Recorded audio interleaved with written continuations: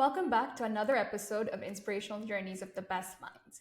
I'm your host, Ria, and on today's episode, we have a truly distinguished guest joining us, Justin Sargent. Justin has led an illustrious career working and living in the top cities and countries around the world. With an experience spanning multiple industries and geographies, he most recently held a senior role as Global Commercial Strategy Lead at Nielsen IQ, a $4 billion information services company and global market leader. If you follow him on LinkedIn, Justin provides a window into his leadership style, learnings, and global experiences. He truly values putting people and customers at the heart of business. Currently, Justin serves as an advisor to the board of Advantage Group International and also has founded his own global consulting practice, Justin Sargent Advisory. In today's episode, we'll dive into the various paths Justin has navigated, the challenges he's faced and conquered, and the invaluable lessons he's learned throughout his career journey. A very warm welcome, Justin. Thank you for joining us today. Thanks, Ria. It's a pleasure to be here. Likewise. So, Justin, let's start from the very beginning. Your childhood. How would you describe it? What did you want to be growing up? If you could shed some light on that. Sure. Thanks, Ria. That's a long time ago, sadly. But yeah, I was originally born in the UK, born in a place called Birmingham, which is right in the heart of England. Very happy family upbringing. Nothing too controversial. I think, like most kids, I was mad on football. So soccer, for people who are listening from overseas. So I always wanted to be a professional footballer. That was always my dream. It never quite Oh, worked out. I wow. was actually quite a decent player. I had a few trials with a few professional clubs, but it never quite worked out, sadly. But I think that's probably where I started getting my competitive spirit from, which has probably been a bit of a hallmark, of my career, ever since then. So yeah, brought up in England, went to uni in England, and then got to my first job as a market analyst for P&G, and that's really where I started my career. And how has the transition been from? I know you've worked across multiple different cities and countries. So, how has the transition been, especially in Asia? Yeah, I mean, look, I mean, I've been fortunate to have lived in seven different countries, I believe, or I've certainly done seven different international moves, starting with moving from UK to Australia, sort of almost 25 years ago, 25 years ago now. I remember the moment I made that decision. I was actually working for Nielsen at the time in the UK. I was traveling down to the south coast in England. It was pouring with rain. I was visiting a client for the third time. I was trying to sell them some analytics, and I knew on the way back it wasn't going to happen. He just had that sense. And it was pouring with rain, and I had a chat with someone from Australia who basically intimated there was a job in Australia, and I decided there and then on the motorway in the pouring rain that I was going to take that role in Australia, and that was really the start of my international move. So yeah, I've been fortunate. I've lived in great places like Sydney and Mumbai. I lived in Lausanne in Switzerland for a few years. I lived in Shanghai in China, Singapore. Yeah, so those sorts of great cities around the world. And it's been one of the great things that I've really enjoyed about my career so far. And has there been very significant cultural nuances that you've seen in terms of working style across these different countries? Absolutely, yeah. I mean, I'm still learning, but when I went first from UK to Australia, I thought that was a big cultural change. Australia was a lot less formal, for example, a lot more relaxed, very direct, which Brits weren't necessarily used to. But, when I compare my experiences in places like India and China, obviously they're on a different level from a cultural standpoint. So it's been fascinating just, sort of working out how do you lead and engage, with teams, that have different cultural backgrounds. And in India, for example, it's again, there's fantastic energy, creativity, but it's also can be quite hierarchical. So how can you sort of bring more junior members of the team into the conversation? It's a lot more difficult and challenging to do that in a place like India than it would be, for example, in Switzerland, where I also work. So yeah, it's been one of the things I've really enjoyed, just learning about all those different cultures along the way. That's amazing. So, Justin, when you were starting off in your career in the early days, were there any challenges, hurdles that you must have faced, and how did you overcome them? Yeah, I mean, starting early in a career is really exciting time. Clearly, there's tons of learning and sort of networking to be done, but there's also lots of challenges as well. One of my challenges, which I'm sure is not just for me, but for lots of young people, is looking young. Very basically, I was trying to move up the corporate ladder, get bigger roles, and on a few occasions I was told you just don't have the gravitas, to take on these bigger roles. You do look too young, and it's a nice problem to have nowadays, obviously, but in those days it was very difficult. So obviously you can't age overnight or make yourself look more worldly, but you can obviously work a lot harder on your knowledge and also importantly on your communication.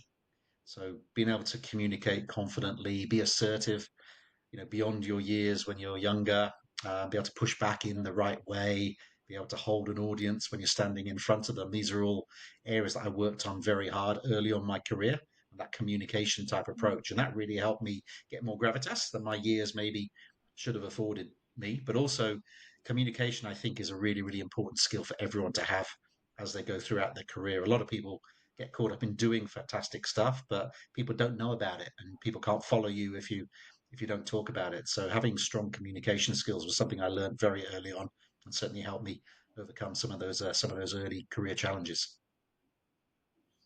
And how did you find your calling? I mean, you worked in a corporate, had a corporate career for so many years, so many decades.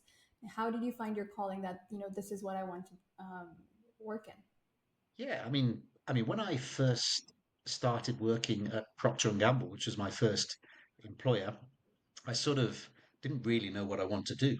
I knew it was a great company and had a great reputation for teaching young people, but beyond that, I didn't really know what I wanted to do. And I was always into numbers when I was younger. My favorite subject at school was maths. And thankfully, P&G put me in an analyst type role. So we actually worked with data to try and inform recommendations. And I just found I absolutely love that. So I've used that as a bit of a basis for certainly most of my career, building on that analytical type mindset. That took me to Nielsen. It also kept me engaged for Mhm. my career at Nielsen as well, where even though I was there quite a long time, I moved around lots of different countries, but always that analytical piece was at the heart of what I was doing. So it's different things for different people, but I think finding things that you love and that you really are passionate about is really important. I think a career doing something you don't enjoy is pretty tough. So my advice would always be try and find something you genuinely love and enjoy doing, and then the rest should take care of itself. And throughout this career, throughout your journey, do you recall any influential people in your life that have shaped the way or paved the way for you? Oh yes, I mean every stage. I mean my family was my most influential. My father in particular, he was a teacher. He was very humble, very respectful, a very kind individual, and I think he taught me a lot of great values right from a young age. So and they've stood with me throughout my career.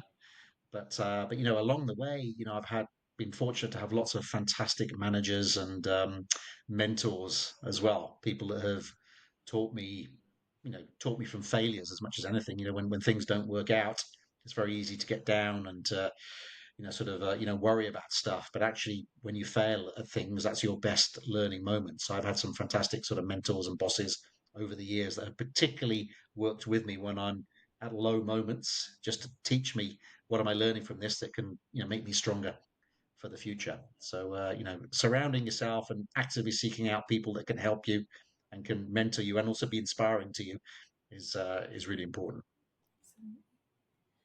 And when it comes to your leadership philosophy, how would you define that? What is leadership to you, and how do you lead teams and different in different companies? Yeah, look, I'm a big believer that you have to be very clear about what you stand for personally and where your vision lies for the area that you're running. Because I think unless people have a leader that is authentic and can be very clear about the direction that you're heading, it's very difficult for people to find their place, in that particular company. So I've always tried to be that sort of leader.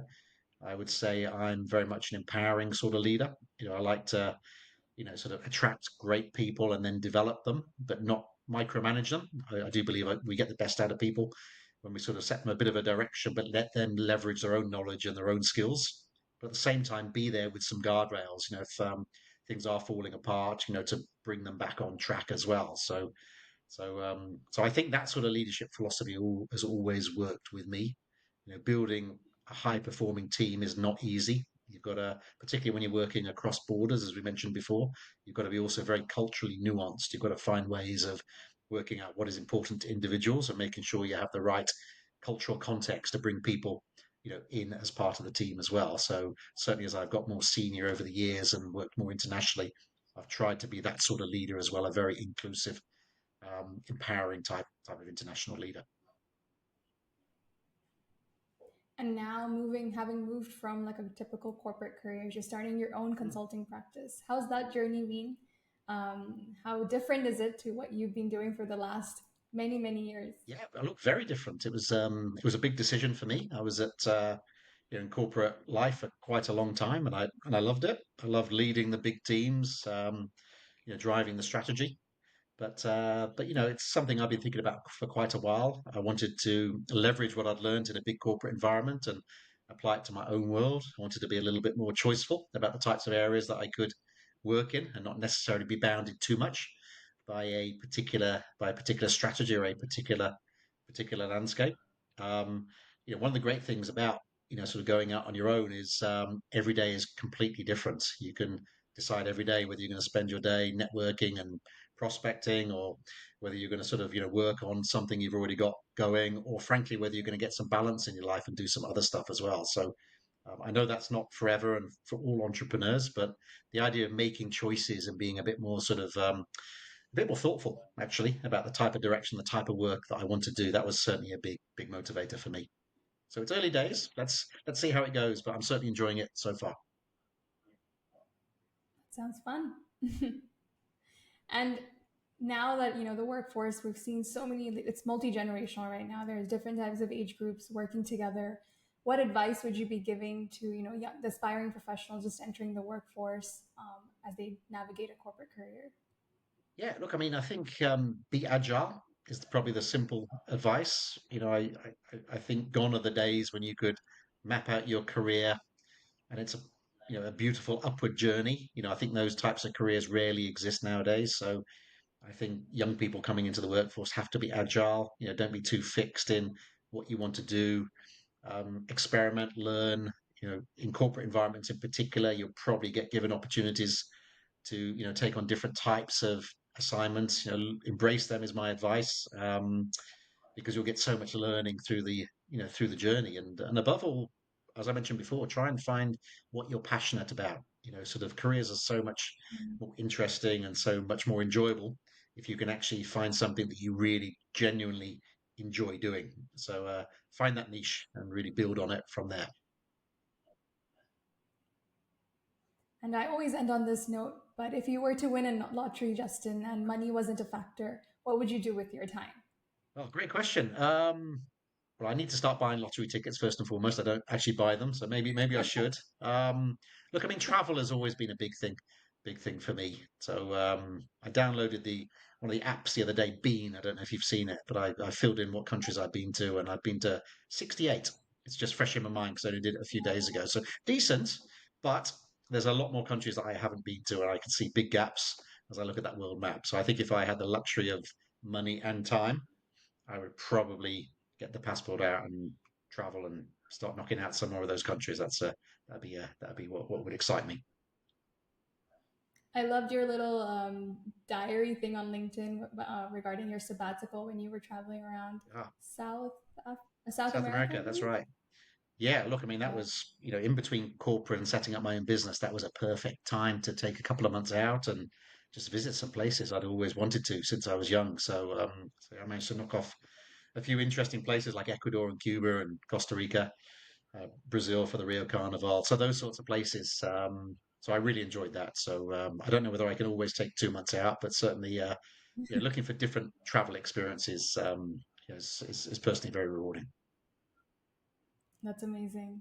And I hope you continue to share your nuggets on LinkedIn. I thoroughly enjoy it and love reading about where you are, what you're up to. So Great. that's, Thank you, please Ria. keep I it will do. coming. I'll definitely continue posting. Thank you so much, Justin, for this conversation. Lovely speaking to you. And thank you for taking up the time. Thank you, Ria. Take care, and we'll speak soon.